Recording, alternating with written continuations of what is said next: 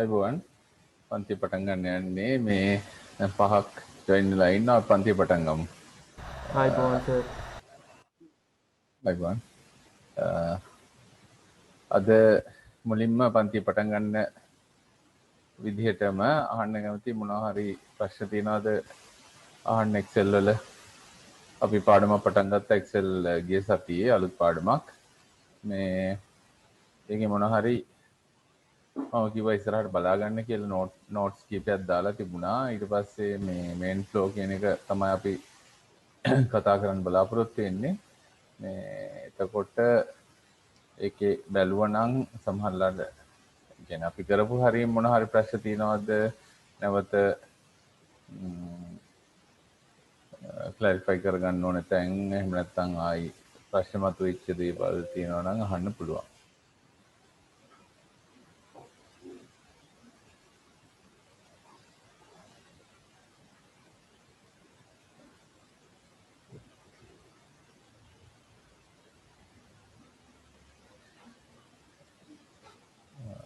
නැත්නම් අපි යමු ඉස්සරහට මේ අද knowledge sharing වල ඩොක්ටර් සුජීවා කතා කරනවා කියලා කිව්වා. ලැහැස්තිද කොහොමද කියලා දැනගන්න පුළුවන්ද? කොහොමද කියලා. ඒ කියන්නේ අද කතා කරනවද?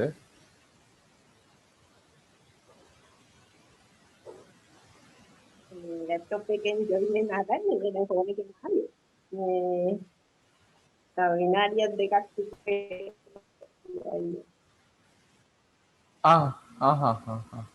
හරි. ලෑස්ති වුණාම එහෙනම් කියන්නකෝ. එතකොට අපි ඒක කරමු. හරි. හොඳයි. එතකොට දැන් පුළුවන්ද? හරි. මේ මම ස්ක්‍රීන් ෂෙයාරින් දාන්නම්.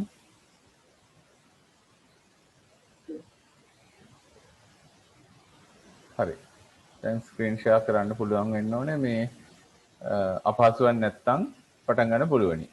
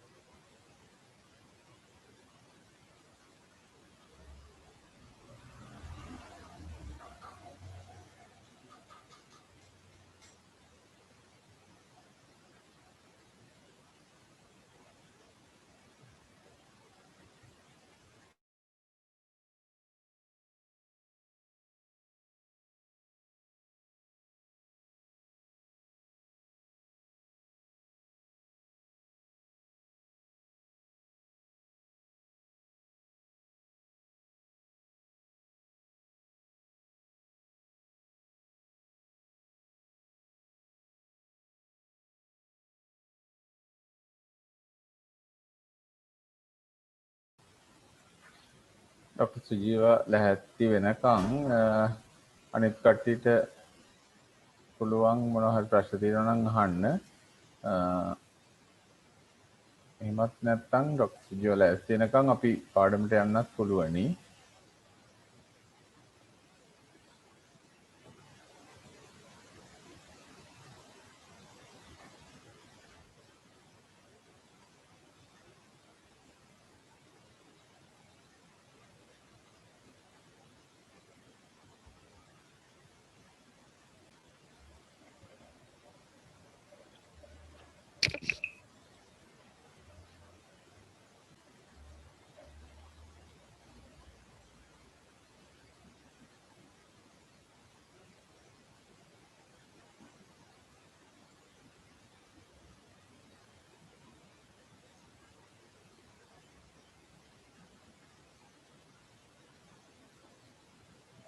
දැන් සඳෙන්දන්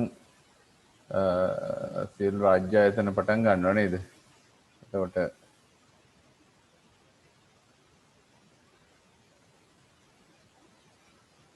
කොහොමද තත්ත්වය ඔයගොල්ලන්ගේ වැඩ යනවද කොහොමද කියලා දැන්ට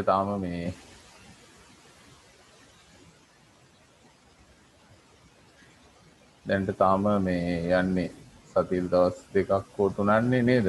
ටිකට මෙන්න කියලා තියනවාද දැන් කොහොමද තත්ත්වය පොයින්ට් තත්ත්වය?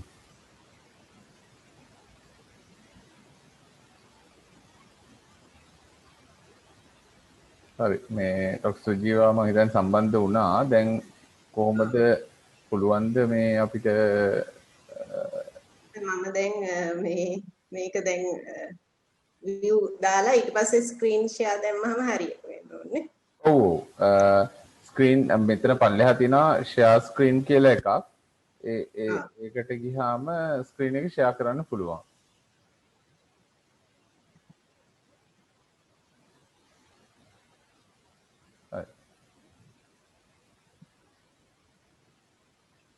දැන් පේනවා. පේනවා. ඔව්.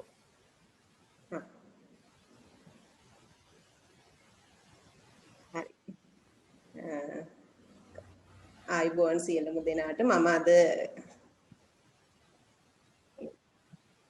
එහෙනවා නේද? එහෙනවා. මම අද කතා කරන්න බලාපොරොත්තු වෙන්නේ ඉන්ටෙලිජන්ස් එහෙම නැත්නම් මේ බුද්ධිමත්භාවය කියලා අපිට කියන්න පුළුවන්.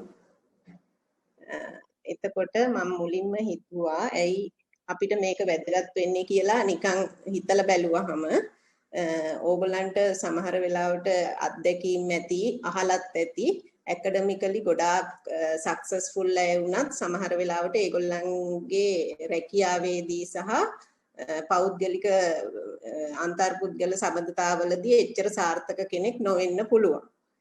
ඒ වගේම සමහර අය සියදිවි නසා ගැනීම පවා කරලා තියෙනවා. ඒ වගේම ඇකඩමිකලි ගොඩාක් සක්සස්ෆුල් අයට මේ රැකියා අවස්ථා ගොඩක් බහුලයි. ඒ වගේම ඇකඩමිකලි එච්චර සක්සස්ෆුල් නැති අයට රැකියා අවස්ථා හරි අඩුයි. ඒ වගේම හොඳ කෙනෙක් ඇකඩමිකලි සක්සස් කෙනෙක් රැකියාවට ගත්තත් ඒ ආයතනයට අවශ්‍ය දේ ඒගොල්ලන්ගෙන් වෙනවද කියන එකත් මේ ප්‍රශ්නයක්.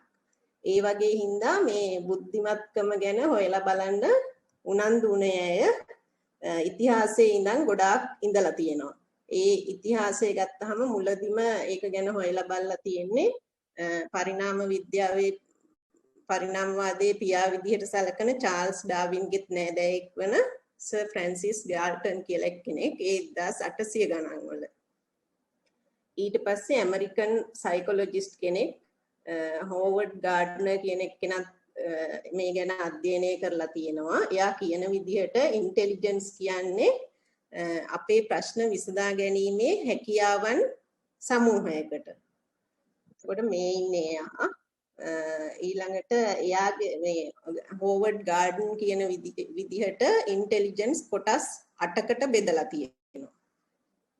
ඒ වගේ විවිධ අධ්‍යයන කරලා තියෙනවා ඉන්ටෙලිජන්ස් ගැන. ඒ වගේම තව ඒ සම්බන්ධ ලීඩර් කෙනෙක් වුණ මාක් ටූ කියන කෙනා ප්‍රධාන වශයෙන් ඉන්ටෙලිජන්ස් වර්ග 4ක් නම් කරලා තියෙනවා. එතකොට මම අද කියන්න යන්නේ මේ 4 ගැන ඉතාම කෙටි විස්තරයක්. මේක ඇත්තටම මේ එකක් මහා දිග මාතෘකා. ඒකින්ද මම ඉතා කෙටියෙන් ඕගොල්ලන්ගේ මේ උනන්දුව වර්ධනය කරගන්න විතරක් මේවා ගැන කියන්නයි බලාපොරොත්තු වෙන්නේ. එතකොට අපි දන්න IQ එහෙම නැත්නම් intellectual intelligence කියන්නේ ඒක සාමාන්‍යයෙන් අපිට උපමා කරන්න පුළුවන් කම්පියුටර් එකකට. ඒ කියන්නේ ඊට අමතරව ඊට ඉස්සෙල්ලා මම කියන්න කැමතියි දැන් මේ ඉන්ටෙලිජන්ස් වර්ග 4න් හැමෝම ළඟ සාමාන්‍යයෙන් 2ක් විතර හොඳට වර්ධනය වෙලා තියෙනවා. ඒ වගේම 2ක් විතර අඩුවෙන් වර්ධනය වෙලා තියෙනවා. හැබැයි මේ හැම එකක්ම අපි උත්සාහ කරොත් අපිට වර්ධනය කරගන්න පුළුවන්. එතකොට IQ ගැන කියනවා නම් අපි සාමාන්‍යයෙන් දන්න මේ විභාග ඒ වගේම මැනෙන්නේ මේක. එතකොට මේකෙදී කම්පියුටර් එකකට උපමා කරගන්න පුළුවන් අපි දත්ත ලබා ගන්නවා ප්‍රොසෙස් කරනවා සහ අවුට්පුට් එක දෙනවා. එතකොට අපි දත්ත ලබා ගන්නේ සාමාන්‍යයෙන් අපේ ඉන්ද්‍රියන් පහෙන්. ඇස, කන, නාසය, දිව, ශරීරය කියන ඉන්ද්‍රියන් පහෙන් දත්ත ලබා ගන්නවා. ඒක ප්‍රොසෙස් කරන එක වගේ එකක් තමයි අපි අපේ මොළයෙන් කරන්නේ. පහුගිය දේවල් එක්ක අපේ අත්දැකීම් එක්ක සම්බන්ධ කරලා බලනවා. ඊට පස්සේ ඒවා අපි මතක තියා ගන්නවා නැවත කවදා හරි ආපහු ලබා ගන්න පුළුවන් විදිහට. මතක තියා ගන්නකොට දීර්ඝ කාලීන මතකයේ හෝ කෙටි කාලීන මතකයේ ඒවා රඳව ගන්න පුළුවන්. සමහර වෙලාවට අමතකත් වෙන වෙලාවල් තියෙනවා. ඊට පස්සේ දැන් ඒක අපි වැඩි දියුණු කර ගන්නවා නම් මොකද කරන්න ඕනේ කියන එක තමයි මේකෙන් කියන්නේ. ඒකෙදි අපි ඒගොල්ලෝ කියනවා මේ අපි හැමදාම අලුත් දෙයක් කරනවා නම් අපේ කම්ෆර්ට් සෝන් එකෙන් එහාට ගිහිල්ලා අලුත් දෙයක් කරනවා නම් මේක IQ වැඩි කරගන්න පුළුවන්. එතකොට බ්‍රේන් එකේ මේ අලුතෙන් ස්නායු පාත්වේස් හැදෙනවා. එතකොට දීර්ඝ කාලීනව ඒක කරනකොට ඒක වැඩි දියුණු වෙලා ඒක හොඳ හැකියාවක් බවට පත් වෙනවා. ඒකට උදාහරණයක් විදිහට අපි ලොකු දේවල් කරන්න ඕනේ. අපි සාමාන්‍යයෙන් අපි හැමදාම ඔෆිස් යන පාර වෙනස් කරලා වෙන පාරකින් ගියොත් එතකොට අපිට හුරු නැති අතින් දත්ම දින්න පුරුදු වුණොත් ඒ වගේ ඒවා පවා කමන්නේ කියලා කියන්නේ. ඊට අමතරව අපි ඉමේජින් කරන්න මේ හිතින් මවා ගන්න හැකියාව තියෙනවා නම් ඒ කියන්නේ මම හිතන්නේ සිහින දකින්න වගේ අපේ අනාගතයේ ලැබෙන අවස්ථා අපි කවුරු වෙන්නද කැමති ඒ වගේ ඒවා එතකොටත් අපිට ආත්ම විශ්වාසයක් ඇති වෙනවා. ඊට අමතරව කියවීම මේ මොනවා වුණත් කමන්නේ මොන විෂයකට සම්බන්ධ එකක් වුණත් කමන්නේ අපි කියවනවා නම් ඒකෙනුත් අර මූවි එකක් වගේ ඒකෙන් අපිට අපේ හිතීමේ හැකියාව වැඩි වෙනවා. ඒ වගේම ව්‍යාකරණ සහ වාග්මාලාව දියුණු වෙනවා. ඊට අමතරව තව ඔය ප්‍රහේලිකා පද ප්‍රහේලිකා සුදෝකු වගේ ප්‍රහේලිකා වලිනුත් මොළය වර්ධනය වෙනවා කියලා හොයාගෙන තියෙනවා. ඊට අමතරව අපි ඉගෙන ගන්න ඕනේ හැමදාම. ඒ කියන්නේ ගොඩක් අය කියන්නේ මැරෙනකම්ම ඉගෙන ගන්න දේවල් තියෙනවා කියලා. එතකොටත් අපේ අලුතෙන් දැනගන්න හැකියාවන් සහ අවබෝධය වැඩි වෙනවා. එතකොට අපිට ඉතා හොඳින් ඒ කියන්නේ work hard නැතුව work smart ඉතා දක්ෂ ලෙස වැඩ කරන්න පුළුවන් වෙනවා. ඊට අමතරව තව IQ සහ මතකය වැඩි කරගන්න එක විදිහක් තමයි physical activity ව්‍යායාම මගිනුත් මතකය අවධානය ඒ වගේ ඒවා වැඩි වෙනවා. තව අපිට අවශ්‍ය තරම් නිින්දක් ඕනේ. වැඩි හිටියෙකුට නම් පැය 6යි 8ක් අතර නිින්දක් ඕනේ. ඊළඟට තව අපි හොඳට අඳිනවා නම් එතෙන්ට ගැලපෙන ලෙස හොඳට අඳිනවා නම් ඒකත් අපේ සාර්ථකත්වයට හේතුවක් කියලා හොයාගෙන තියෙනවා. මේ ටික තමයි එතකොට IQ ගැන මම කියන්න බලාපොරොත්තු වෙන්නේ. ඊළඟට emotional intelligence. ඒ කියන්නේ ඒක emotion කියන්නේ අපේ හැඟීම් වගේ ඒවා. මේ ඉන්ටෙලිජන්ස් එක අපිට තියෙනවා නම් අපිට සාර්ථකත්වය සතුට සහ අන්තර්පුද්ගල සබඳතා හොඳින් වර්ධනය කරගෙන අපේ අරමුණු කරා ළඟා වෙන්න පුළුවන්. මේකෙන් අපි කරන්නේ අපේ තියෙන හැඟීම් අපි අවබෝධ කරගෙන ඒවා පාවිච්චි කරනවා හොඳ පැත්තට. අපේ බාධක ජයගෙන අපිට අවශ්‍ය තැනට ළඟා වෙන්න මේවා පාවිච්චි කරනවා. ගොඩක් අය අර මං ඉස්සෙල්ලා කියපු උදාහරණ වලින් ඒගොල්ලෝ ෆේල් වෙලා තියෙන්නේ ඉමෝෂනල් ඉන්ටෙලිජන්ස් නැති නිසා. ගොඩක් වෙලාවට. එතකොට මේක ඉම්ප්‍රූව් කරගන්න නම් අපි අපේ ඉමෝෂන්ස් ගැන ඉස්සෙල්ලා අඳුන ගන්න ඕනේ. දැන් උදාහරණයක් විදියට හිතුවොත් දැන් මට තරහ ආවොත් දැන් මං දැනගන්න ඕනේ මට තරහ ඇවිල්ලා තියෙන්නේ.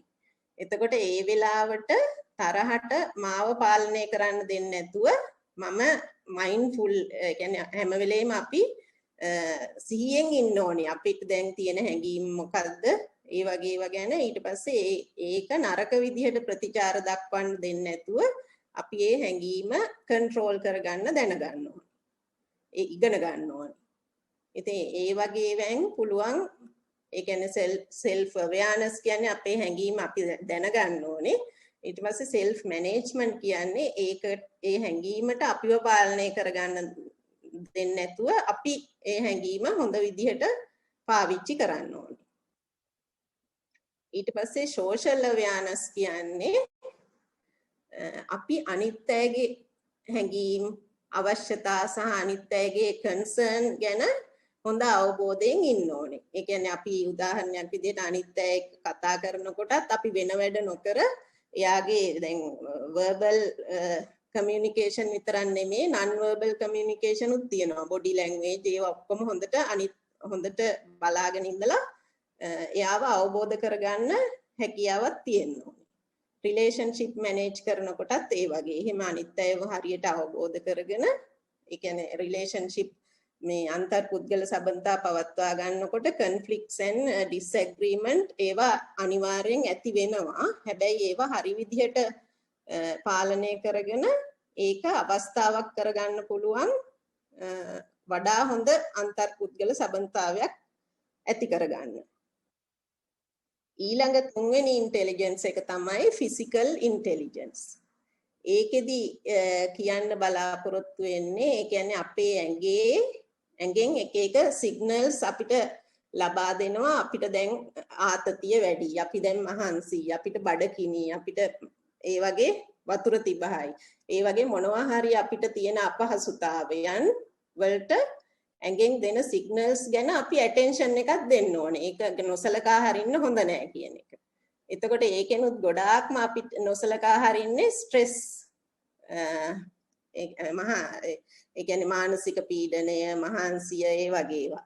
ඒක තුන් විදිහකට එන්න පුළුවන්. පර්සනල් විදිහට එන්න පුළුවන්, ඉන්ටර්පර්සනල් and environmental. එතකොට පර්සනල් කියන්නේ අපි මේ ඒකෙදි අපේම worries අපේම මේ හැඟීම් එක්ක අපි සටන් කරනවා. එතකොට මේ ඒකින්ද ඒක එක ස්ට්‍රෙස් එකක්. ඉන්ටර්පර්සනල් අනිත් අයත් එක්ක අන්තර්පුද්ගල සම්බන්ධතා පැවැත්වීමේදී අපේ එන නරක මානසික ආතතිය. ඒ වගේම එන්වයරන්මන්ටල් ඒවා විදිහට උදාහරණ දුන්න හැකි. සමහර වෙලාවට කාලගුණේ නරක වුණත් අපි ඒක ප්‍රශ්නයක් කරගන්නවා. ඒ වගේම අපේ ජීවිතේට එන ඇඩ්වර්ස් ලයිෆ් ඉවෙන්ට්ස් එක කවගේ හරි ඩෙත් එකක්, ක්ලෝස් කෙනෙක්ගේ ඒ වගේ ඒවා මානසික ආතතිය ඇති කරන්න පුළුවන්. අනිත් අතින් ගත්තාම අපේ හොඳම පර්ෆෝමන්ස් එකට එන්න යම් මානසික ආතතියකුත් ඕනේ.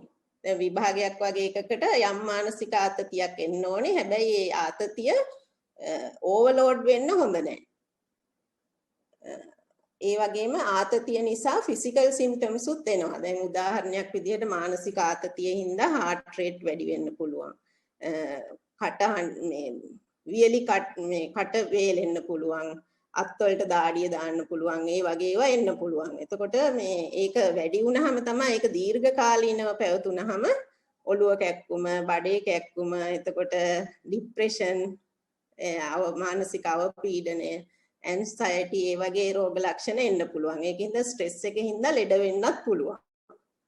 දැන් අපිට ලෝකෙ වටේ යන්න ඕන නම් හොඳ වාහනයක් තියෙන්න ඕනේ. ඒ වගේ අපිට අපේ අරමුණු කරා ළඟා වෙන්න නම් අපේ ශරීරයේ සෞඛ්‍ය ගැන සැලකිලිමත් වෙන්න ඕනේ.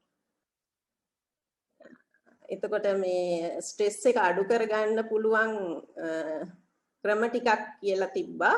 එකක් තමයි දැන් වැඩට ගියාම උනත් මේසෙ උඩ වතුර බෝතලයක් තියාගෙන සැරෙන් සැරේ වතුර ටිකක් බොනවා නම් ස්ට්‍රෙස් එකක් ආවහම වතුර බොනවා නම් ඒක හොඳයි කියලා. ඒකෙන් හිතීමේ හැකියාවත් හොඳ වෙනවා. ඒ වගේම හිතලා ගැඹුරින් හුස්ම ගන්න එක. ඒකෙනුත් එතකොට අපිට හොඳ ආතතිය අඩු කරන්න, රියැක්ෂන්ස් හොඳ විදියට පාලනය කරගන්න හේතු වෙනවා. ඊට පස්සේ තව අත නලලේ ෆ්ලැට් වට තියලා ටිකක් හිටියහමත් ඒකත් ස්ට්‍රෙස් සෙන්ටර්ස් ඕවර් ස්ටිමියුලේට් වෙන එක අඩු වෙනවා කියලා හොයාගෙන තියෙනවා. තව එක්සර්සයිස් හොඳ එකක්. ඇවිදීම, දිවීම, යෝගා වගේ ෆිසිකල් එක්සර්සයිස් සහ භාවනා කිරීම. මේවෙන් මානසික ආතතිය අඩු වෙනවා. ඊළඟ අන්තිම එක තමයි ස්පිරිචුවල් ඉන්ටෙලිජන්ස්. ස්පිරිචුවල් ඉන්ටෙලිජන්ස් කියන්නේ අපේ ජීවිතයේ අරමුණු, ජීවිතයේ තේරුම, ජීවිතය ගැන ඉගෙන ගැනීම. ඒක ආගමටත් සම්බන්ධයි. එතකොට ඊළඟට ජීවිතයේ වටිනාකම් කොහොමද නැචරල් ජීවිතේ කොහොමද මේ පවතින්නේ ඒ වගේ ඒවා හොයා ගැනීමට උනන්දු වීම සහ ඒ අනුව ජීවිතය හැඩගස්වා ගැනීම. දැන් බුද්ධ ආගමේ කෙනෙක් නම් බුද්ධ ආගමේ තියෙනවානේ පංචශීලය. ඒක අනුව අපි ජීවිතය හැඩගස්වාගෙන ඒවා ආගමේ ඉගෙන ගන්න ඒවා අපි ප්‍රැක්ටිකලි ජීවිතයට ප්‍රයෝජනෙට ගන්නවා නම් ඒක ස්පිරිචුවල් ඉන්ටෙලිජන්ස් කියලා කියන්න පුළුවන්. මේවා තමයි සමහර ස්පිරිචුවල් ඉන්ටෙලිජන්ස් එකට අයිති කොටස්. නිවැරදිකම, අවංකකම, මනුස්සකම, එතකොට කරුණාවන්තකම, ත්‍යාගශීලීකම ඒ වගේ ඒවා. එතකොට සමරි එකක් විදිහට ගත්තොත් මේ ඉන්ටෙලිජන්ස් කියන කොටස් ටික අපේ පෞද්ගලික ජීවිතයේදී මෙන්ම රැකියාවේදීද ඉතා ප්‍රයෝජනවත් වෙනවා. ඒ වගේම ඒවා අපි හැමෝටම ඩිවෙලොප් කරගන්න සාර්ථක ජීවිතයක් ගත කරන්න පුළුවන්. ස්තුතියි.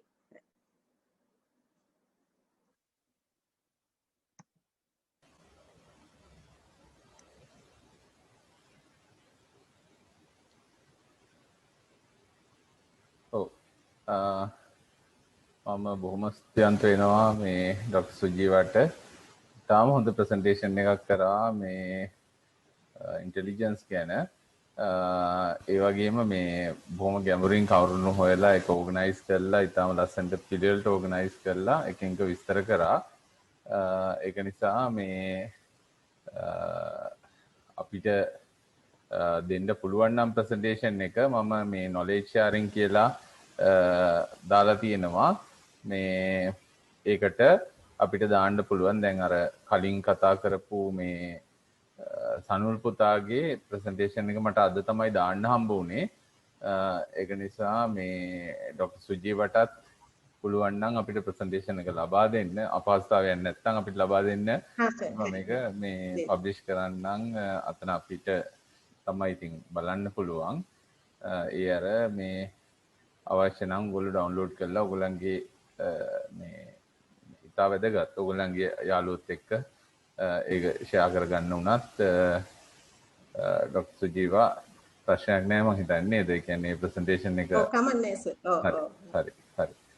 එහෙනම් බොහොම ස්තුතියි මේ හුඟක් හොඳින් මේ මාතෘකාව ගැන ගොඩක් කරුණු අපිව දැනුවත් කළා. ඇත්තටම මේ අපි හුඟක් අඩුවෙන් දැනුවත් වෙන කොටසක්.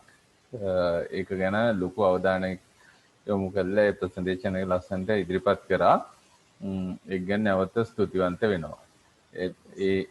ඒකම කියන්න තියෙන දේ දැන් තාක්ෂණයේ පැත්තෙන් ගත්තාම ඔයගොල්ලෝ අහලා ඇති මේ ආටිෆිෂල් ඉන්ටෙලිජන්ස් කියලා මේ වගේම දේවල් මේ සියලු දේවල් එකතු කරලා කෘත්‍රිම බුද්ධිය කියලා විද්‍යාඥයෝ උත්සාහ කරනවා මිනිහෙක්ගේ තියෙන ඩිසිෂන්ස් ගැනීමේ හැකියාව. ඇත්තට මේක මේ කොච්චර ප්‍රායෝගිකද කියලා හිතා ගන්න අමාරුයි. කොයිතරම් අපි නැචරල් එන්වයරන්මන්ට් එකට හුරු කරන්න ගත්තත් කොච්චර ක්වොලිටීස් කොයිතරම් දේවල් දෙන්න ගත්තත් අපේ මේක කරන්නේ යන්ත්‍ර වලට රොබෝ යන්ත්‍ර වලට ඊට පස්සේ වගේ මැෂින්ස් වලට තමයි කරන්න උත්සාහ කරන්නේ. දැන් මේ ඩොක්ටර් සුජීවා කියපු කාරණේෙන් පරිබාහිර දෙයක් තාක්ෂණයේදී අපි කතා කරන ඉන්ටෙලිජන්ස් ගැන තමයි මම දැන් කතා කරන්නේ මේක ඉතුරු කොටස. එතකොට මේ සියලු දේවල් කරන්නේ ප්‍රෝග්‍රෑමර්ස්ලා. හරි ප්‍රෝග්‍රෑමර්ස්ලා සහ ඩිසයිනර්ස්ලා එකතු වෙලා කරන දෙයක් නිසා කොහේ හරි යම් තැන්වල වැරදි තියෙන පුළුවන්, යම් තැන්වල අඩුපාඩු තියෙන පුළුවන් සහ යම් නොහිතන දේවල් අපිට වෙන්න පුළුවන්. දැන් මිනිහෙක්ගේ ක්වොලිටීස් ගත්තාම හුඟක් වෙලාවට මේ මිනිහා දැන් පොඩි දරුවෙක් ඉපදුන දවසේ ඉඳන් එයාගේ මේ වොකැබුලරි එක මේ වැඩි දියුණු කරගන්නවා. එයාගේ නොලෙජ් එක ටික ඉන්ක්‍රිමෙන්ටල් විදිහට ස්පයිරල් එකක් විදිහට ටික වැඩි කරගන්නවා. එතකොට මේ ඒකම එයාට මේ ඉන්ටෙලිජන්ස් කියලා. ඒ කියන්නේ මේ දෙයක් එනවා. ඒක බාහිර පරිසරයෙන් එනවා. එයා ඊට පස්සේ සෙල්ෆ් ලර්නින් වලින් එනවා. ඔහොම මේ හුඟක් වෙලාට අපිට අත්දැකීම් විදිහට ඒව එකතු වෙනවා. ඒවෙන් අපේ මේ මොලේ තියෙන නියුරෝන්ස් වලින් එකිනෙක සම්බන්ධ වෙලා මේ අපිට දැන් අපි කවදාකවත් ජීවිතේට අත්දැකපු නැති දෙයක් කරන්න අපිට යම් අවබෝධයක් ලබා දෙනවා. ඒක කවදාවත් ප්‍රැක්ටිකලි අපි මුහුණ පාපු නැති සිටුේෂන් එකකට මුහුණ පාන්න වුණොත් අපිට මේ ඒක හිතලා අපිට මෙහෙම කරොත් මේක හරියයි කියලා සමහරලාට මේ දැන් ඒක සමහරලාට ස්ටෙප්ස් කීපයක් ඒ කියන්නේ දීර්ඝ දැන් අපි හිතමු කොහොමද මේක විස්තර කරන්නේ? ඒ කියන්නේ ඔයගොල්ලෝ දන්නවා මේ කෙමිස්ට්‍රි වල අපි පරිවර්තන කියලා කරනවානේ. මේ යම් සංයෝගයක් හැදෙන්න මෙහෙම මේකට මේ වගේ දෙයක් දැම්මොත් ඊට පස්සේ උත්ප්‍රේරකයක් දාලා ඊට පස්සේ අවසානයේ මේ වගේ ඵලයක් එයි. හරි අපි ඒක ස්ටෙප්ස් ගණනාවක් හිතලා අවසානයේ ඒක කරනවා. ඒ වගේ දෙයක්. ඒ කියන්නේ අපි හිතමු දැන් අපිට ජීවිතේට අත්දකින්න හම්බ වෙච්ච නැති දෙයක් සමහරලාට අපිට නිකන් අපි කියන්නේ අර හීනෙන් වගේ මතක් වුණා. මෙහෙම කළොත් ඊට පස්සේ මේක කළොත් ඊට පස්සේ මේක කළොත් මේ දේවල් ඔක්කොටම කලින් මේක කළොත් මේකේ වෙන්න ඉඩ තියෙනවා හරියයි කියලා සමහරවිට අපිට ඒක දැනෙනවා. හරි. ඉතින් ඒ වගේ දෙයක් මේ යන්ත්‍රවල ලබා දෙන්නේ කොහොමද? ඒ කියන්නේ ඒක මේ ඇත්තටම කරන්න හරි අමාරු වැඩක්. විද්‍යාඥයෝ තාම උත්සාහ කරනවා ඒක තරමක් දුරට සාර්ථක වෙලා තිනවා. විශාල ඩේටාබේසස් හරහා ඒ බුද්ධිය ලබා දෙන්නේ. ඒ කියන්නේ සමහර unexpected අවස්ථාවලත් මේ ඒ රොබෝ යන්ත්‍ර ඒ කියන්නේ ඒ ඩේටාබේසස් වල තිබුණ කිසිම විදිහකින් තිබුණ නැති දේවලුත් කරන්න සමත් වෙලා තියෙන අවස්ථා තියෙනවා. කියන්නේ ඒ කොච්චර හොඳින් ඒක කරනවද කියලා මේ තීරණය වෙන්නේ ඒ කෝඩ් කරන ඩිසයින් කරන කට්ටියගේ සහ කෝඩ් කරන කට්ටියගේ අතේ තමයි ඒක තියෙන්නේ. එතකොට මේ ඒ කියන්නේ ඩේටාබේසස් වලින් අපිට නොලෙජ් එක දෙන්න පුළුවන්. නොලෙජ් එක දෙන්න පුළුවන් මේ මෙහෙම වුණොත් මෙහෙම වුණොත් මෙහෙම.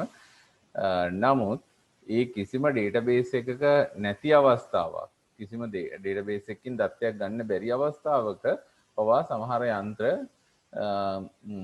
නොලෙජ් එක ඩිරයිව් කරන්න මේ උත්සාහරන් ඒක සාර්ථක වෙච්ච වෙලාවලුත් තියෙනවා. හරි. ඉතින් ඉදිරියේදී හුඟක් වෙලාවට මේ අපිට අලුත් දෙයක් එකතු වෙයි මේ ආටිෆිෂල් ඉන්ටෙලිජන්ස් වලින් නිර්මාණය වුණු යන්ත්‍ර සහ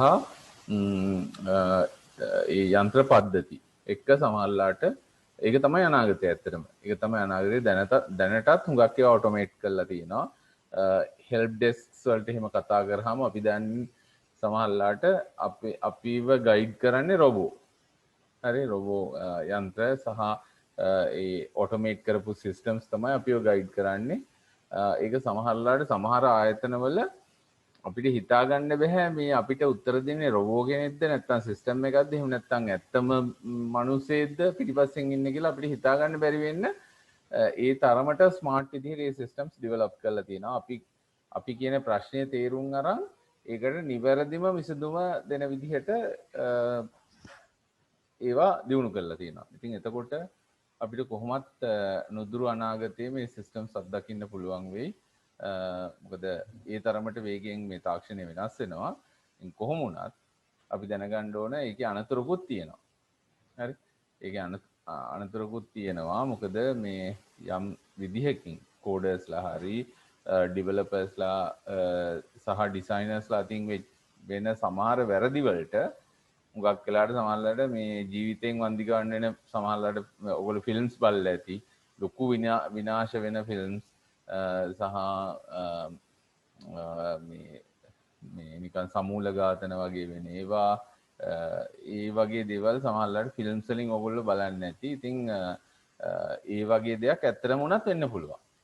හරි. එතකොට අපි ඒකත් දැනගෙන කටයුතු කරන්න ඕනේ. මොකද තාක්ෂණයේ දේවල් ගැන 100ක් අපිට කොහොමවත් මේ විශ්වාසය තියන්න බැහැනේ. හරි. තාක්ෂණයේ ඕන වෙලාවක හැකර් කෙනෙක් සිස්ටම් එකට ඇතුල් වෙලා සමහරලාට එයාගේ කෝඩ් එකක් ෆීඩ් කරන්න පුළුවන්. එතකොට ඒ රොබෝ හැසිරෙන්නේ අපි බලාපොරොත්තු වුණ විදිහට නෙමෙයි. හරි. ඒකට ඒ වගේ නෙට්වර්ක්ස් තියෙනකොට හිතන්න රොබෝ යන්ත්‍ර කීපයක් එකතු වෙලා තියෙන නෙට්වර්ක් එකක් නම් එක රොබෝ යන්ත්‍රයක ඩිසිෂන් එකක් අනිත් රොබෝ යන්ත්‍රයට බලපානවා නම් එතකොට තත්ත්වය තවත් බරපතලයි. එතකොට අපිට සමහර වෙලාවට ටීම් එකක් විදිහට සහ මේ රොබෝ නෙට්වර්ක් එකක් තිබුණොත් හුඟක් වෙලාවට මිනිස්සුන්ට තර්ජන එන්න පුළුවන් අවස්ථා වැඩි. ඉතින් ඒක නිසා අපි ඒකත් දැනුවත් වෙලා වැඩ කරන්න ඕනේ. ඉතින් මේ තාක්ෂණයේ කොයි සීමා යටතේද වැඩ කරන්න ඕනේ කියන එකත් අපි හිතන්න ඕනේ. හොඳයි. හරි එතකොට අපි නැවත පාඩමට යමු. එතකොට මේ අද ප්‍රසන්ටේෂන් එකෙන් ඔයගොල්ලන්ට අහන්න තියෙන ඩොක්ටර් සුජීවගෙන් අහන්න තියෙන ප්‍රශ්න තියෙනවා නම් අවස්ථාව දෙන්න පුළුවනි. මොන හරි ප්‍රශ්න තියෙනවා නම් निराකරණය කරගන්න. මේ අවස්ථාව ගන්න.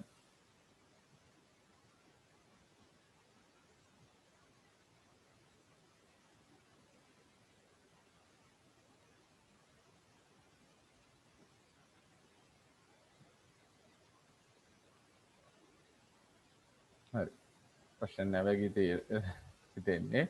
හරි විනාඩි 4ක් වගේ කාලයක් තියෙනවා පාඩමට යමු. අපි මේ වෙනතෙක් කතා කරා මේ Excel වල ඉන්ට්‍රොඩක්ෂන් එකක් දීලා ඉවර වෙලා ඊට පස්සේ මේ Excel sheet එකක් ගැන අපි අධ්‍යයනය කරා. ඒකේ තියෙන බේසික්ස්. හරි. මේ කොලම්ස් තියෙනවා, රෝස් තියෙනවා. ඒවා මේ ඡේදනය වෙන තැන් අපි කියව සෙල් එකක් කියලා. හරි සෙල් එකක්. එතකොට අපිට සෙල් එකක් නම් කරන විදි ඉගෙන ගත්තා. හරි. මේ කොලම් ලෙටර් එකයි රෝ නම්බර් එකයි එකතු වෙලා තමයි සෙල් එකක් අපි නම් කරන්න පුළුවන්. ඕනෑම සෙල් එකකට යුනික් ඇඩ්‍රස් එකක් තියෙනවා. ඒකෙන් තමයි මේ සෙල් එක අඳුන්වන්නේ. එතකොට ඒ ටික අපි ඉගෙන ගත්තා. ඊට පස්සේ මේ දේවලුත් ඉගෙන ගත්තා. කොලම්ස් කියන්නේ මොනවද, රෝස් කියන්නේ මොනවද, ඊට පස්සේ සෙල් එකක් කියන්නේ මොකද්ද, සෙල් ඇඩ්‍රස් එකක්, සෙල් රේන්ජ් එකක් කියන්නේ මොකද්ද. හරි. ඊට පස්සේ ඇක්ටිව් සෙල් එක කියලා කියන්නේ මොනවද, ඒ ටික ඉගෙන ගත්තා. Formula bar, worksheet, workbook. හරි. ඒ ටික අපි ඉගෙන ගත්තා. හරි. ගිය සතියේ ඉන්ට්‍රොඩක්ෂන් එකත් එක්ක එතෙන්ට ආවා. වර්ක්බුක් එකක් කියන්නේ මොනවද, වර්ක්ෂීට්ස් කියන්නේ මොනවද, වර්ක්ෂීට්ස් එකතු වෙලා වර්ක්බුක් එකක් හැදෙනවා. හරි. එතකොට ඊට පස්සේ අද කතා කරන්නේ data types entered into a cell. හරි. data types මොනවද අපිට සෙල් එකකට එන්ටර් කරන්න පුළුවන් data types කියන එක තමයි දැන් කතා කරන්නේ. හරි. එතකොට මම Excel open කරගත්තොත්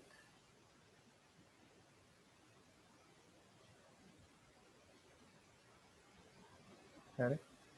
Excel open කරගත්තොත් මේ වගේ තියෙයි. ඕගොල්ලන්ටත් මේ ගාම Excel පුළුවන් කට්ටිය Excel open කරගෙන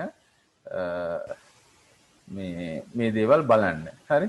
මේ දේවල් බලන්න. මෙතනින් පුළුවන් මේ zoom in and out කරන්න පුළුවන් මෙතනින් බොහොම පහසුවෙන්. හරි. මෙතනින් මම ටිකක් මේ zoom in කරගත්තා. මේ ටිකක් ලොකුවට පේන්න ඕන හින්දා. හරි. data types. හරි. text පළවෙනි type එක තමයි text. එහෙම නැත්නම් අපි labels කියලා කියනවා.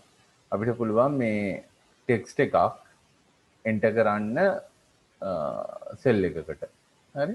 එතකොට බලන්න cell එකකට text එකක් enter කරොත් by default අපි හිතමු මම කලන කියලා එන්ටර් කරනවා. එන්ටර් කරාම by default එක තියෙන්නේ සෙල් එකේ වම් අත පැත්තෙන් තමයි වම් අත පැත්තෙන් ඒක ලියවෙනවා. හරි. ඊට පස්සේ දෙවෙනි type එක තමයි numbers අපිට එන්ටර් කරන්න පුළුවන්. හරි. එතකොට numbers එන්ටර් කරොත් සාමාන්‍යයෙන් දකුණු අත පැත්තෙන් ඒක ලියවෙනවා. ඔයගොල්ලෝ දැකලා ඇති. ඊට පස්සේ ඊළඟට පුළුවන් formula එකක් එන්ටර් කරන්න පුළුවන් සෙල් එකකට. හරි. අපි හිතමු equal sum මේ වගේ එකක්. හරි. මේ රේන්ජ් එක එකතු කරනවා කියලා හිතමු. හරි.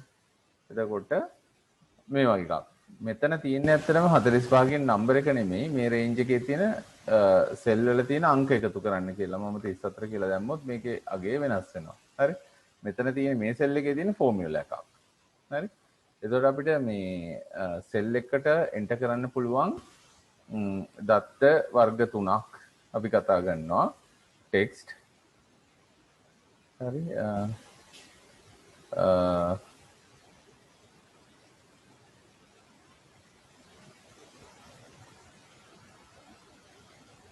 හරි less than 1 minute මේක disconnect වෙයි. මම ආයි අලුතෙන් link එකක් දාන්නම්. හරි.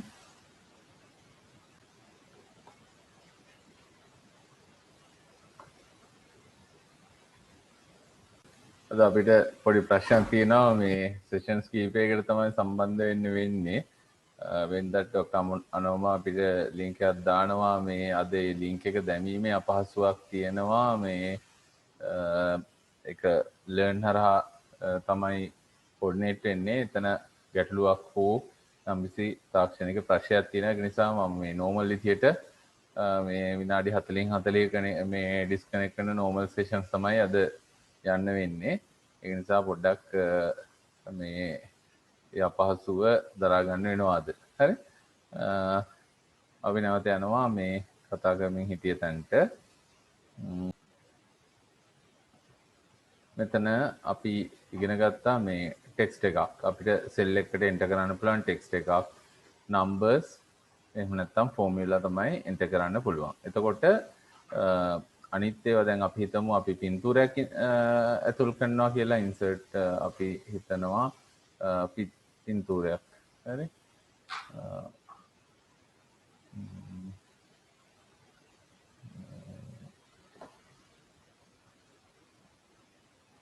ෂේප් එකක්. හරි. යම්කිසි ෂේප් එකක් අපි ඇඳුවොත් ඒක මේ සෙල් එකේ නෙමෙයි තියෙන්නේ. හරි. මේ සෙල් එකක් ඇතුළට යන්නේ නැහැ. හරි. ඊට පස්සේ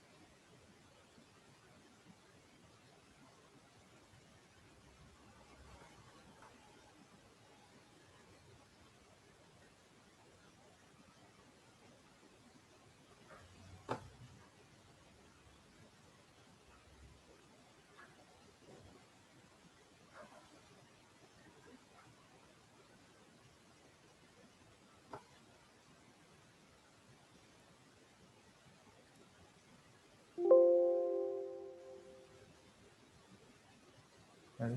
අපි උත්සාහ කරනවා නම් පින්තූරයක් අපි හිතමු මේ සෙල් එක සිලෙක්ට් කරලා පින්තූරයක් දාන්න හදනවා කියලා. pictures desktop මම star කියන එක ගන්නවා. හරි. මේ සෙල් එකේ නෙමෙයි මේක තියෙන්නේ. හරි. මේ සෙල් එකේ නෙමෙයි තියෙන්නේ. එතකොට අපි විවිධ ඒ කියන්නේ සවුන්ඩ් එකක් හරි මොකක් හරි එහෙම එකක් දාන්න try කරත් මේ සෙල් එකට දාන්න බෑ. සෙල් එකට දාන්න පුළුවන් දත්ත වර්ග තුනක් තියෙනවා. එකක් ටෙක්ස්ට්, එහෙම නැත්නම් ලේබල්ස්, එහෙම නැත්නම් තව එකක් තියෙනවා නම්බර්ස්. හරි. නම්බර්ස් තියෙන පුළුවන් මේ දශම සංඛ්‍යාවක් තියෙන්න පුළුවන්. හරි. 25.34 ඔය වගේ මේක සෙල් එක ඇතුලේ තියෙනවා. හරි. එතකොට ෆෝමියුලා. හරි. ෆෝමියුලා ෆන්ක්ෂන්ස් අපි කියන ෆන්ක්ෂන්ස් නැත්නම් ෆෝමියුලා එකක් ඒකත් අපිට සෙල් එක ඇතුලේ තියාගන්න පුළුවන්. හරි. ඉන් පරිබාහිරව තියෙන දේවල් සෙල් එක ඇතුලේ නෙමෙයි තියෙන්නේ සෙල් එකට පිටින්. හරි. එතකොට ඒක දැනගන්නම අවශ්‍ය ප්‍රධාන කාරණයක්. හරි. මොනවද මේ සෙල් එකකට දාන්න පුළුවන් දත්ත වර්ග කියලා. හරි. දැන් එතකොට මේක by default තියෙන විදිහ by default සාමාන්‍යයෙන් සෙල් එකේ වම් අත පැත්තෙන් තමයි ලියවෙන්නේ ටෙක්ස්ට් අපි ලියුවොත්. සෙල් එකේ දකුණු අත පැත්තෙන් තමයි ලියවෙන්නේ numbers අපි ලිව්වොත් සහ ෆෝමියුලා දකුණු අත පැත්තෙන් ලියවෙනවා. හරි. එතකොට මේක මේ ෆෝමියුලා එක ටෙක්ස්ට් සම්බන්ධ ෆෝමියුලා එකක් නම් ටෙක්ස්ට් වලින් අපිට පුළුවන් සෙන්ටෙන්ස් එකකින් කොටසක් එක්ස්ට්‍රැක්ට් කරලා ගන්න. එතකොට ඒක වම් අත පැත්තෙන් ලියවෙන්න පුළුවන්. හරි. ෆෝමියුලා ඒ ෆෝමියුලා එක අනුව ඒක ඩිපෙන්ඩ් වෙනවා. හරි. නමුත් මේක අත්‍යවශ්‍ය කාරණයක් නෙමෙයි. අපිට පුළුවන් මේ ටෙක්ස්ට් අපිට අවශ්‍ය නම් වම් අත පැත්තෙන් ලියා ගන්න. හරි. ඒක එහෙම කරයි කියලා ඒකේ අගය වෙනස් වෙන්නේ නැහැ. හරි. මේක ඕනනම් මැදින් ලියා ගන්න පුළුවන් මේ alignment වලින් මේක වෙනස් කරගන්න පුළුවන්. ටෙක්ස්ට් උනත් මේක දකුණු පැත්තෙන් ලියා ගන්න පුළුවන්. හරි. එහෙම කළයි කියලා ඒකේ මේ වටිනාකමට වෙනසක් වෙන්නේ නැහැ. මේ by default මේක එන්නේ සාමාන්‍යයෙන් දකුණු පැත්තෙන්. හරි. ඒක මතක තියාගන්න. හරිද? ඒ ඇර අපිට මේ නම්බර් එකක් වුණත් ටෙක්ස්ට් උනත් ඒ ලියන පොසිෂන් එක වෙනස් සෙල් එකේ ලියන පොසිෂන් එක වෙනස් කරගන්න පුළුවන්. හරි. ඊට පස්සේ සෙල් එක ෆෝමැට් කරන්නේ කොහොමද කියලා මේක ඊටම වැදගත් කාරණයක්. සෙල් එකක් අපිට විවිධ විදිහට ෆෝමැට් කරන්න පුළුවන්. දැන් උදාහරණයක් ගත්තොත් මේ අපි හිතමු මේ සෙල් එක කියලා. මේ සෙල් එක අපි ෆෝමැට් කරගන්න යනවා. ෆෝමැට් සෙල්ස් එක කරන්නේ මේ සෙල් එක උඩ රයිට් ක්ලික් කරලා ෆෝමැට් සෙල්ස්. හරි. ඔයගොල්ලන්වත් පුළුවන් නම් මේ Excel sheet එකක් කරන් මේක කරන්න මේ ගාම. ඒකට මතකෙ හිටිනවා. හරි. දැන් මෙතන තියෙනවා categories ගණනාවක්. number, currency, counting, date, time. හරි. වගේ ගොඩක් තියෙනවා දේවල්. හරි. එතකොට අපිට පුළුවන් මේ number කියන එක. දැන් මේක number එකන්නේ.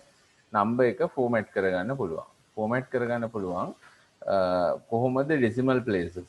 decimal places අපි තීරණය කරොත් මේකේ මොනතරම් decimal places ගණනක් දැම්මත් decimal places එකයි පෙන්වන්නේ. හරි. එහෙම තීරණය කරන්න පුළුවන්. ඊට පස්සේ මේක නෙගටිව් නම්බර් එකක් නම් මේක රතු පාටින් පෙන්නනවද මයිනස් මාක් එකක් දාලා පෙන්නනවද? දැන් by default තියෙන මයිනස් මාක් එකක්.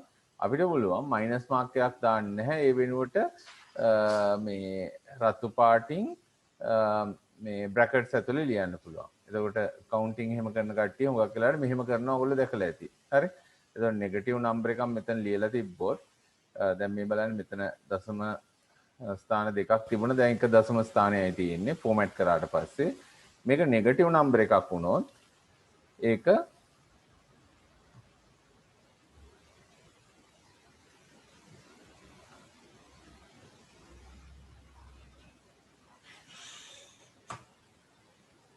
ඒක පෙන්වන්නේ මෙහෙම. හරි. ඒක ඍණ ලකුණ නැතුව මේ ධන ලකුණ ධන සංඛ්‍යාවක් විදිහට පෙන්නනවා. ඒක හැබැයි රතු පාටින් වරහන් ඇතුළේ පෙන්වන්නේ. හරි.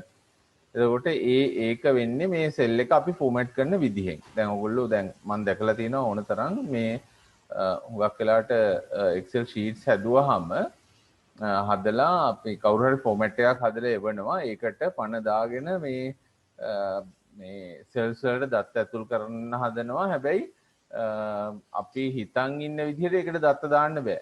මොකක් හරි අවුලක්. හරි. එතකොට ඒ වගේ වෙලාවට මේ අසරණ වෙලා දඟලන්න දෙයක් නැහැ. ඒ අදාළ සෙල් එක හෝ සෙල් රේන්ජ් එක සිලෙක්ට් කරලා රයිට් ක්ලික් කරලා බලන්න මෙතන ෆෝමැට් සෙල්ස් වලට ගිහිල්ලා මේ සෙල්ස් කොහොමද ෆෝමැට් කරලා තියෙන්නේ. හරි. අපිට දැන් කොච්චර පණ දාගෙන දඟලුවත් වැඩන්නේ මේකේ මේ ධන සංඛ්‍යා මේ ඍණ සංඛ්‍යාව නෙගටිව් සයින් එක නැතුව පෙන්වන්න කියලා තිබ්බොත් මේක දැනන් හිටියේ නැත්තම් ඔයගොල්ලෝ ඇත්තටම බය වෙනවා මේ ඍණ ලකුණ ගහනවා මේක එන්නේ නැහනේ කියලා. වෙන සෙල් එක සමහරලාට වෙන සෙල් එක ඍණ ලකුණ වදිනවා. හරි. එතකොට මේක මොකද වෙන්නේ කියලා දැන් මේ නොදැන හිටියොත් ඇත්තටම මේ බය වෙනවා. හරි. එතකොට මේක වෙන්නේ සෙල් එක ෆෝමැට් කරලා තියෙන විදිහෙන්. හරිද? එතකොට අපිට මේ කැමති නැත්නම් ඍණ සංඛ්‍යාවේ විදිහෙන් පෙන්වන්න ඕන නම් මෙහෙම දැම්මහම සාමාන්‍ය විදිහට ඒක පෙන්වන්න ගන්නවා. හරි. එතකොට ඒ වගේම දැන් අපිට පුළුවන්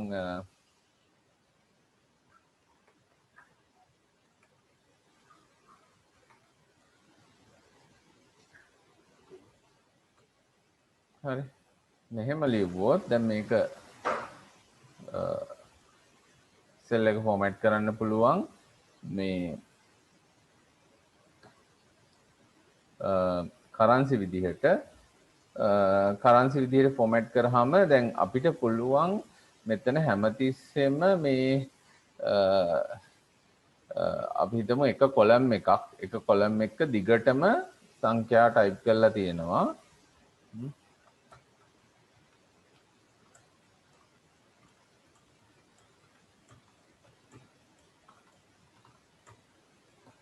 ඔහොම මේක අපිට මේ ෆෝමැට් කරගන්න ඕන මේ කරන්සි විදිහට මේ එකකවත් රුපීස් කියලා දාලා නැහැ. හරි? එතකොට අපිට පුළුවන් මේක ලේසියෙන්ම අපි දැන් මේක කියන්නේ එක්ක අපි කරන්නේ සාමාන්‍ය මේ හෙඩින් එකට දානවා රුපීස් කියලා. හරි? එහෙම නැත්නම් අපිට මේ සමහර වෙලාවල් වලට තියෙනවා මේ හෙඩින් එකට දාලා බෑ හරියට මේක ඉස්සරහෙන් එන්න ඕන. හරි? එහෙම වෙලාවල් තියෙනවා. ඒ වෙලාවක ආයි කොනක ඉඳන් මේක ටයිප් කර ඉන්න වෙනවා මේ අපි ෆෝමැට් සෙල්ස් පාවිච්චි කරේ නැත්තම්. හරි? ඒතර අපිට පුළුවන් මේක රයිට් ක්ලික් කරලා ෆෝමැට් සෙල්ස් වලට ගිහිල්ලා අපිට පුළුවන් මේක මේ කරන්සි කියන ටයිප් එකට ෆෝමැට් කරන්න. ඩෙසිමල් ප්ලේසස් දෙකයි. ඊට පස්සේ කරන්සි සිම්බල් එක මෙතනින් මෙතන ප්‍රශ්නයක් තියෙනවා. මේකේ RS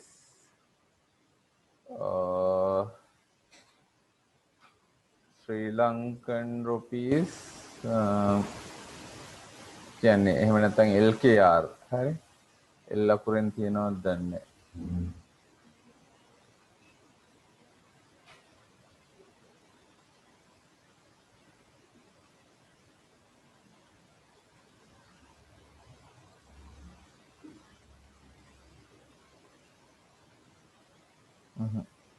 හරි by default Sri Lankan rupees නෑ මෙතන හරිද එතකොට දැන් කරන්න වෙන්නේ මොකද්ද මේක අපි දාගන්න ඕනේ ඩොලර් සයින් එක දැන්ට දාගන්නවා හරි එතකොට ඩොලර් විදිහට තමයි මේක ෆෝමැට් වෙන්නේ හරි නමුත් අපිට මේ ඩොලර් කියන එකට ඩොලර් කියන එක වෙනුවට අපි ලංකාවේ රුපියල්නේ පාවිච්චි කරන්නේ එතකොට අපිට ඒක හදන්න ඕන කොමන් තැනකින් මට මතක හැටියට මෙතන සෙටින්ස් වල ගිහිල්ලා තියෙනවා Indian language regional settings කියලා එකක් තියෙන්න ඕනේ gaming concept search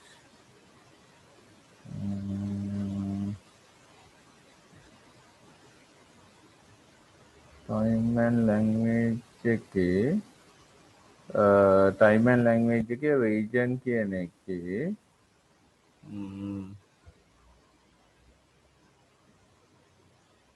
additional date time and regional settings වල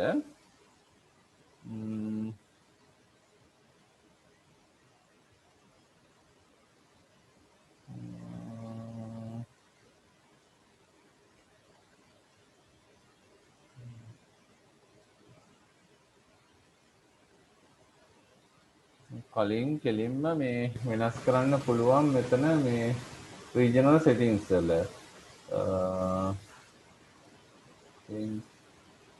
data formats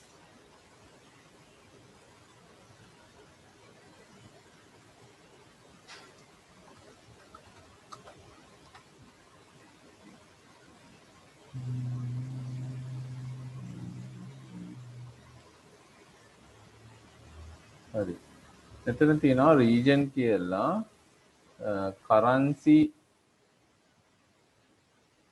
වෙනස් කරන්න additional settings වල හරි additional settings වල currency කියන එක හරිද ඒක ටිකක් වැල් වටාරමක් විදියට යන්න වෙන්නේ මේ පාර දැන් ආයෙ මුලින් ඉඳන් මම පෙන්නන්න මෙතන තියෙනවා time and language එකට යන්න ගිහිල්ලා මෙතන currency කියලා type කරන්න currency settings change the way currency is displayed කියලා එනවා ඒක ගන්න ඒකේ තියෙනවා මේ date time වෙනස් කරන තැනට මේ එන්නේ හරි මෙතන නෙමෙයි මෙතන තියෙන additional settings කියලා තව එකක්. හරි? ඒක select කරලා දෙවෙනි ටැබ් එකේ තියෙනවා currency කියලා.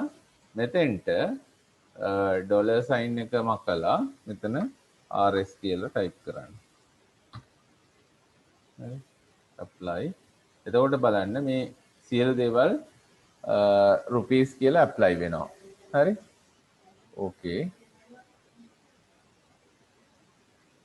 හරි ඊට පස්සේ අපි ගිහලා බැලුවොත් මේ බලන්න මෙතන automatically ඒක apply වෙලා rupees කියලා. හරි? rupees කියලා automatically ඒක apply වෙලා එහෙම නැත්නම් දැන් ඕගොල්ලන්ට office එකේ වැඩ කරන්න ගියාම ගොඩක් වෙලාවට වෙන දෙයක් තමයි මේක. දැන් අපි සම්පූර්ණයෙන් ලොකු lists හදනවා columns ගාණක් එහෙම නැත්නම් මේ column එක දිගින් යටින් යට 100ක් 200ක් විතර තමයිලාට තියෙනවා මේ lists හදද්දී මේක මේ currency විදිහට format කරගන්න ඕන. මේ rupees කියලා දාගෙන යන්න ඕන. එතකොට සමහරලාට අපි උත්සාහ කරනවා මෙතන උඩ දැන් ඉතින් කරන්න දෙන්නේ නැහැ වැරදිච්ච එක මේ උඩින් column එකේ heading එකට rupees කියලා දාලා මග අරින්න බලනවා. එහෙම සමහරලාට කරන්න බැරි අවස්ථා තියෙනවා. එහෙම කරන්න බැරි අවස්ථා තියෙනවා. එතකොට ඒකට solution එකක් විදිහට පුළුවන් මේ cells තැනින් තැන තිබුණත් අපිට ඒ ටික ඔක්කොම select කරන්න පුළුවන්. අපි හිතමු මේ එක දිගට මේ column එක මේ select කරන්න ඕනේ නැහැ. එක දිගට තියෙන්න ඕනේ නැහැ. අපි හිතමු cells ගණනාවක තියෙනවා සංඛ්‍යා කීපයක්.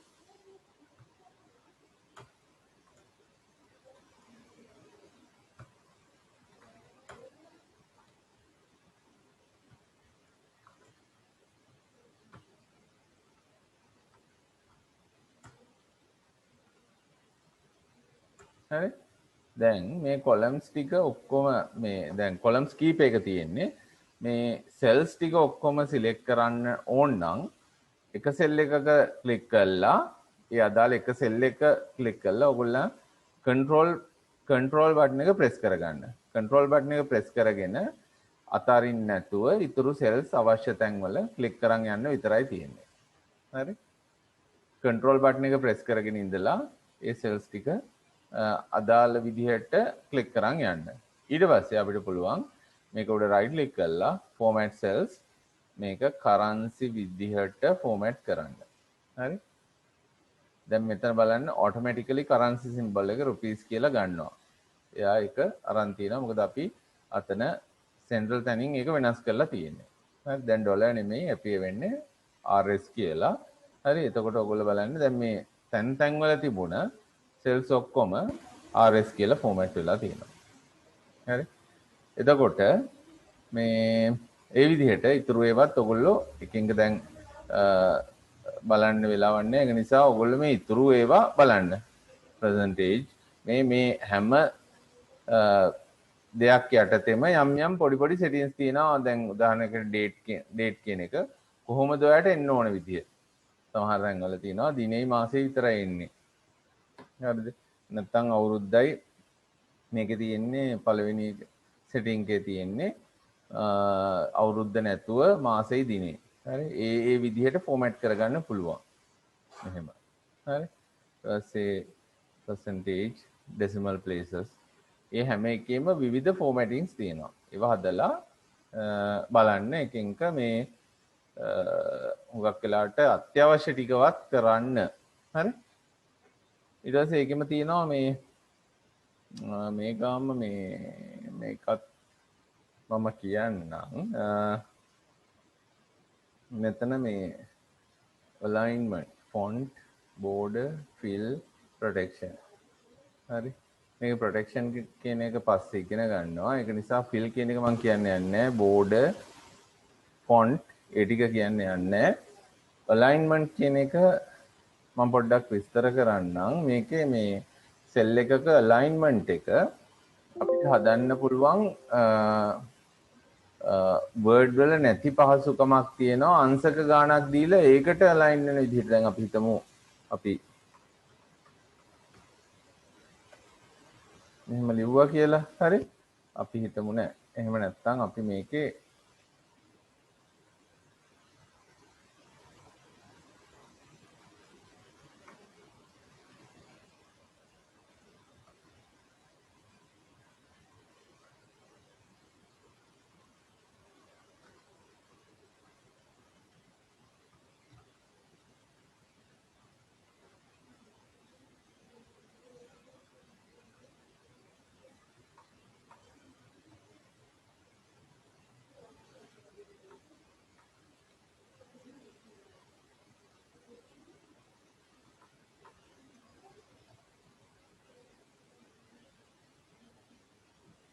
හරි.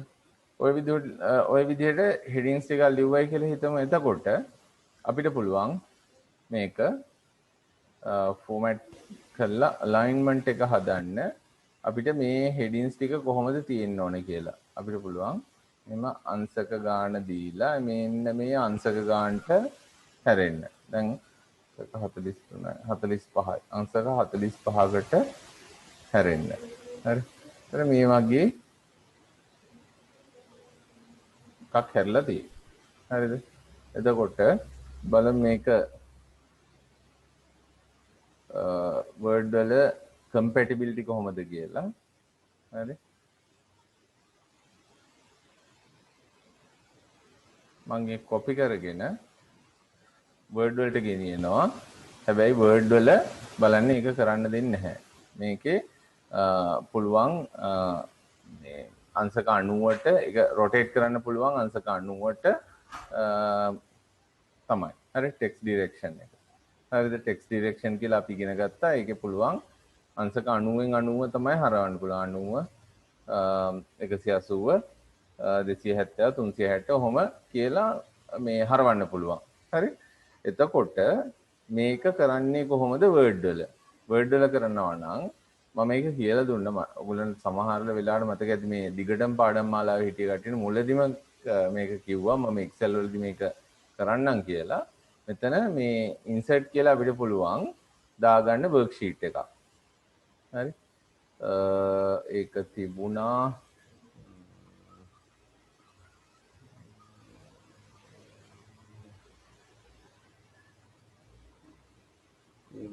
Excel worksheet. හරි. Excel worksheet එකක් දාගන්න පුළුවන්. ඊට පස්සේ මේකේ අර දේ කරන්න පුළුවන්. හරි. මේ බලන්න දැන් එතකොට Word වල ඒකේ විදිහට තියෙනවා. හරි. එතකොට මේ Word වල මේ Excel වල තියෙන මේ විශේෂාංගය අපිට Word වලින් ගන්න පුළුවන් Excel module එකක් විදිහට. මේක දැන් Word එක ඇතුලේ තියෙන Excel module එකක්. දැන් මේක ඩබල් ක්ලික් කරොත් මේ Excel වලට ඒක කන්වර්ට් වෙනවා මේ ඉන්ටර්ෆේස් එක. හරි.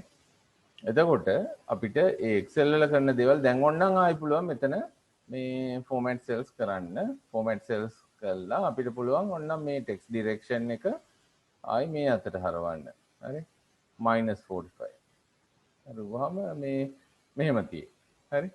ඒ අර Word වලට capability එකක් නැහැ. හරියටම මේ අපි දෙන අංශක ගානකට මේ ඒ වචන හරවන්න. හරි. ඒකත් දැන් ඔයගොල්ලෝ ඉගෙන ගත්තා. හරි. එතකොට Excel වල මෙතන දැන් format cells වල මේ text direction එක ඔයගොල්ලන්ට අංශක ගාන මෙතන type කරලා දෙන්නත් පුළුවන්. එහෙම නැත්නම් මෙතන ඒ අදාළ විදිහට මෙතන මේකෙන් මේ හරවලා ගන්නත් පුළුවන්. හරි. ඊට අමතරව ඒකට අමතරව අපිට පුළුවන් මේ ටෙක්ස්ට් එකක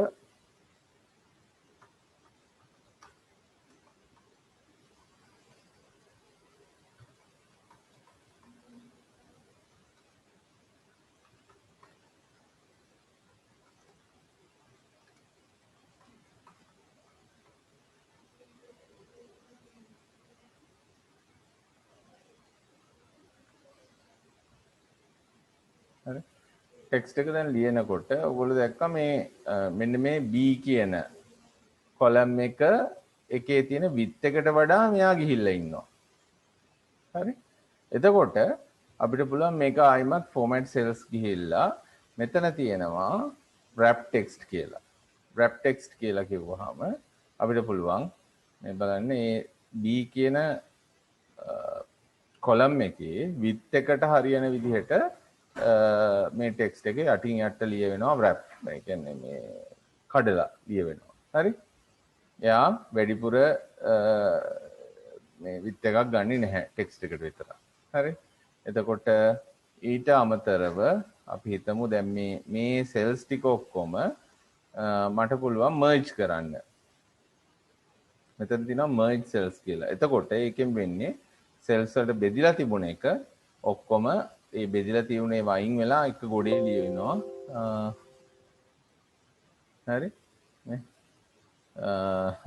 මර්ජ් කරනකොට මේ ඉතුරු ටික ඔක්කොම මේ නැතිලා දැන් මේ ID කියන එක විතරයි ඉතුරුලා තියෙන්නේ. ඒ ඉතුරු සෙල්ස් ටික ඔක්කොම සෙල්ස් වල තිබුණ ඒවා ඩිසපියර් වෙලා යනවා. හරි. දැන් වර්ඩ් වල නම් එක ගොඩේ ලිය වෙනවා. වර්ඩ් වලත් මර්ජ් කරන්න පුළුවන් ටේබල් එකක් ගත්තාම Excel වල ඒ විදිහට මර්ජ් කරන්න පුළුවන්. වර්ඩ් වල කරා වගේම මර්ජ් කරන්න පුළුවන්. හැබැයි එතකොට data loss එකක් වෙනවා. හරි. data loss එකක් වෙනවා මේ merge කරද්දී. ඒක නිසා ඒක පරිස්සමෙන් කරන්න ඕන. දැන් ඒක ඕන වෙන වෙලාවලුත් තියෙනවා. හරි. ඒක ඕන වෙන වෙලාවලුත් තියෙනවා. අපි හිතමු දැන් අපි මෙහෙම කියමුකෝ.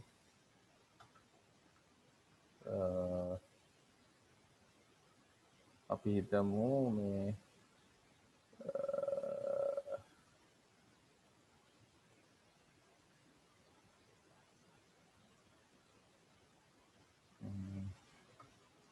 ID ඊට පස්සේ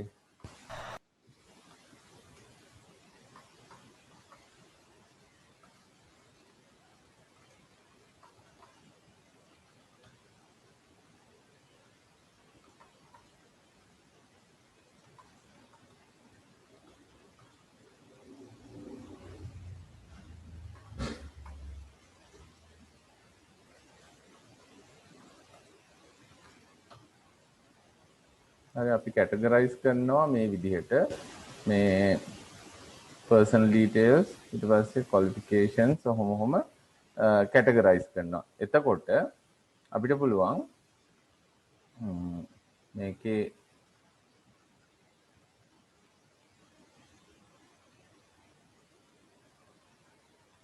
columns කීපයක් මම insert කරගන්නවා. ඒකේ එකක් තමයි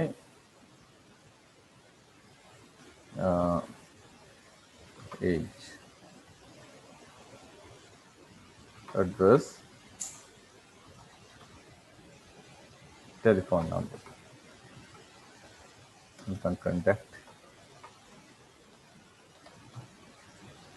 හරි අපිට පුළුවන් මේ සෙල්ස් ටික ඔක්කොම මේ merge කරන්න.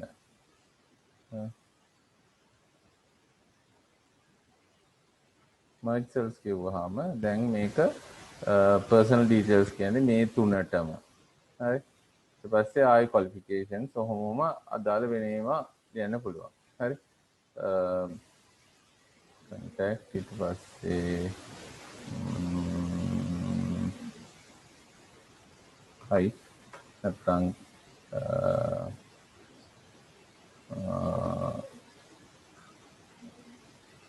නැත්නම් මේක අපි හිතමු වෙන මේ කොලම් එක මකලා දානවා. හරි. එතකොට මේ විදිහට තියෙන්නේ ID, personal details, qualifications ඔහොම තියෙනවා. personal details කියන එක merge වෙලා තියෙනවා.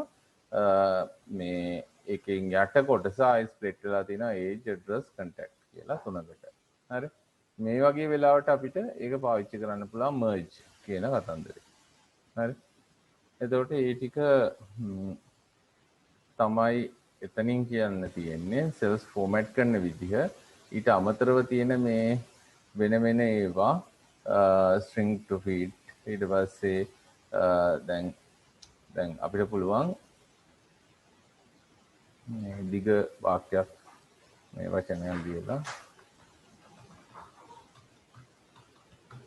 මේක shrink කරන්න. හරි shrink කරන්න කියන්නේ අකුලනවා. හරි.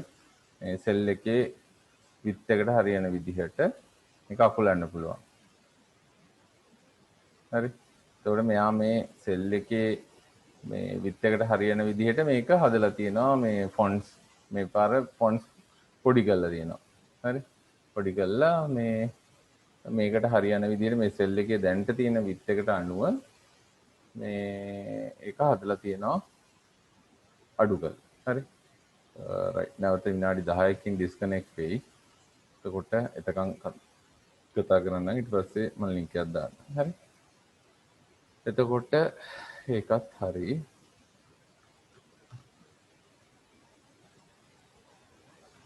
අලුත් sheet එකම ගන්නවා.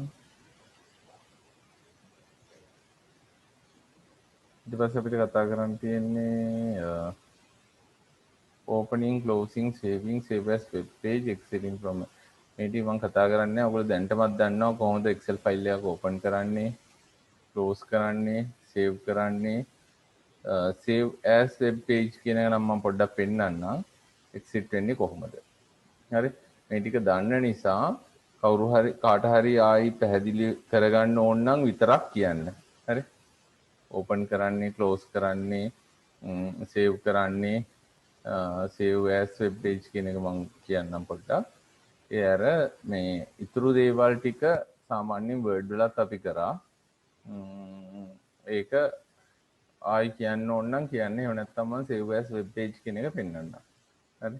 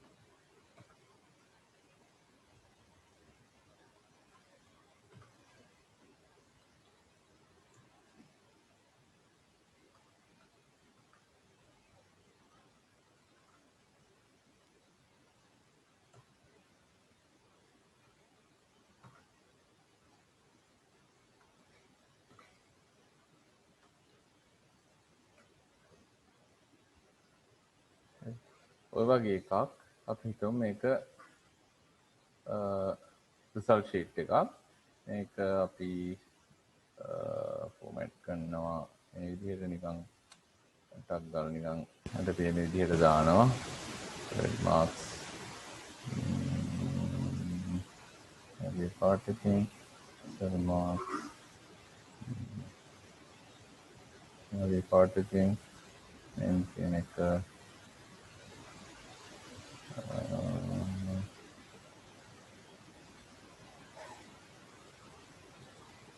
නවී පාට එකෙන් හරි ඊට පස්සේ headings ටික මම සුදු පාට කරලා නිල් පාට කරන්නම් නිල් පාට කරලා මේ blue කරලා bold කරලා මේක දානවා කරලා 15 වෙනි විතර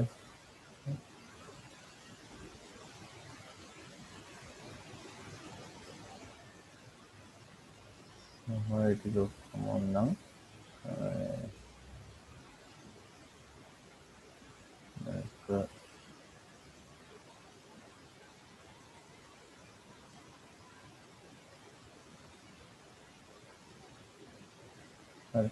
ඔය විදිහට හදනවා ඔය විදිහට හදලා අපිට මේක මේ අපි හිතමු මේ ආයතනයක එහෙම නැත්නම් මේ ස්කෝල් එක මේ රිසල්ට්ස් රිලීස් කරන්න ඕන හරි ටක් ගාලා මේක මේ දාගන්න ඕනේ වෙබ් පිටුවක් විදිහට.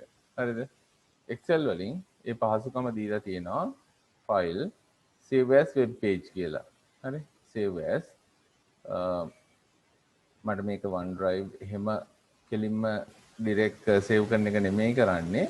this PC කියන එකේ මම හදනවා desktop එකේ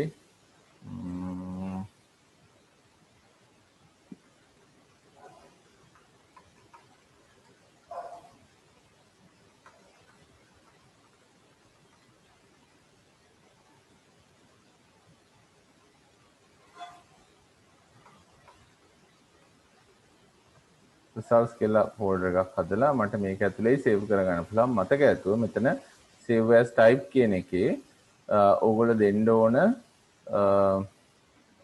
web page කියන type එක තෝරන්න ඕන හරි ගොඩාක් types තියෙනවා මෙතන ඒ ඔක්කොම මේ හුඟක් වෙලාවට Excel වලට යන ඒවා ඊට අමතරව ඕගොල්ලෝ දන්නවා කෙලින්ම මෙතන PDF කරන්න පුළුවන් portable document format එකක් විදිහට Acrobat Reader එකකින් open වෙන මේ Excel version එක මත රඳා පවතින්නේ නැති එකක් විදිහට කරලා යවන්න පුළුවන්, PDF කරලා යවන්න පුළුවන්. එහෙම නැත්නම් අපිට පුළුවන් web page එකකට දාන්න HTML page එකක් විදිහට මේක save කරන්න. web page කියලා select කරලා අපි save කරනවා. හරි.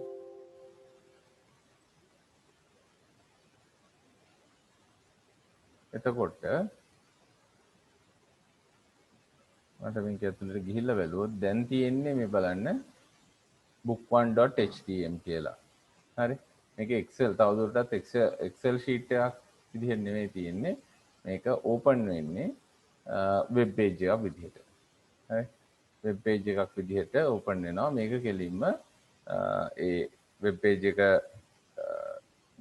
web admin ට හරි එහෙම නැත්නම් developer කෙනෙකුට මේක කෙලින්ම මේක අරන් දාන්න පුළුවන් page එක විදිහට publish කරන්න පුළුවන්. එහෙම නැත්නම් අපිට මේ ඔයගොල්ලෝ දන්නවා මේ HTML වල තියෙන කෝඩ් සරහා ටේබල් එකක් හදලා මේක කරගන්න පුළුවන්. එහෙම නැත්නම් HTML design tool එකක් අරගෙන ඒ කියන්නේ Dreamweaver එහෙම නැත්නම් front page වගේ tool එකක් අරගෙන table එකක් අරගෙන මේක එකකින් type කරලා වගේ ගන්න වෙනවා. හරි. ඒ නැතුව කෙලින්ම මේක බොහොම ලේසියෙන් කරගන්න විදිහක් Excel වලින් දීලා තියෙනවා. මේ save as web page කියලා. හරි. ඒකත් දැන් ඔයගොල්ලෝ දන්නවා. හරි. එතකොට open කරන හැටි, close කරන හැටි, save කරන හැටි, save කරනකොට අපි workbooks තමයි save කරන්නේ. හරි. workbooks මේ save කරනකොට අපිට ඔයගොල්ලෝ ඒක දන්නවා. දැන් මෙතන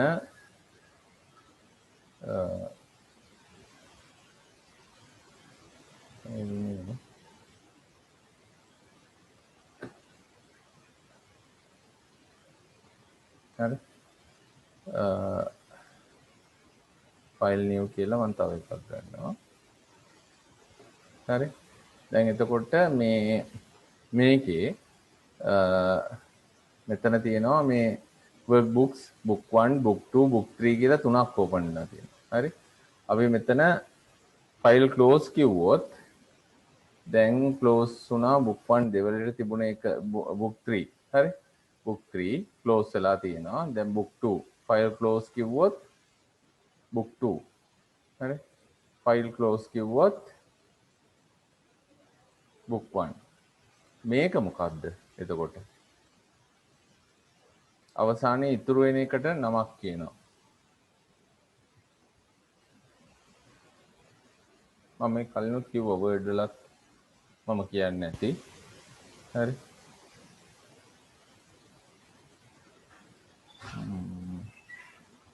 Excel 2000. හරි. මේක නම් මෙතනම බලන්න පුළුවන්. book 1 new එකක් ගත්තොත් book 2 new එකක් ගත්තොත් book 3 හරි. එතකොට මේ යටින් තියෙන්නේ මොකද්ද? දැන් මේක අපි හිතමු මේවා මිනිමයිස් කරනවා කියලා. මිනිමයිස් කරාම මේ යටින් තියෙන්නේ මොකද්ද?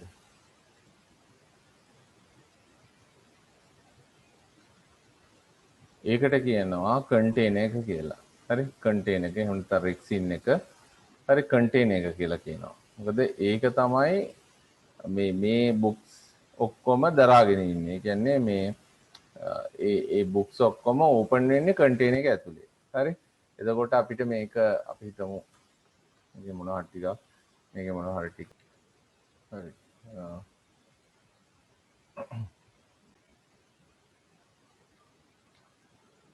කතා කරමින් හිටියේ මේ Excel 2000 වල අපි type කරමින් හිටියා මේකේ අපි හිතමු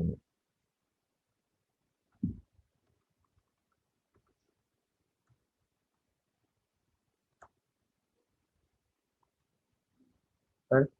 ඔහොම වෙලා ඔහොම තිබිලා ඊට පස්සේ මම මේ Excel කියන contain එක close කරන්න යනවා. contain එක close කරන්න යනකොට අහනවා do you want to save the changes you made to book 1? හරි. මට මේ වෙලාවේ ඕනනම් save කරන්න ඕන නම් yes කියන්න පුළුවන්, no කියන්න පුළුවන්, cancel කියන්න පුළුවන්. cancel කියලා ඕනනම් තව book එකක් ගන්න පුළුවන්. yes to all කිව්වොත් එකින් එකට අපි දෙන්න ඕන නම. හරි. මම කියනවා මේ වෙලාවේ save කරන්නේ නැහැ, no කියනවා.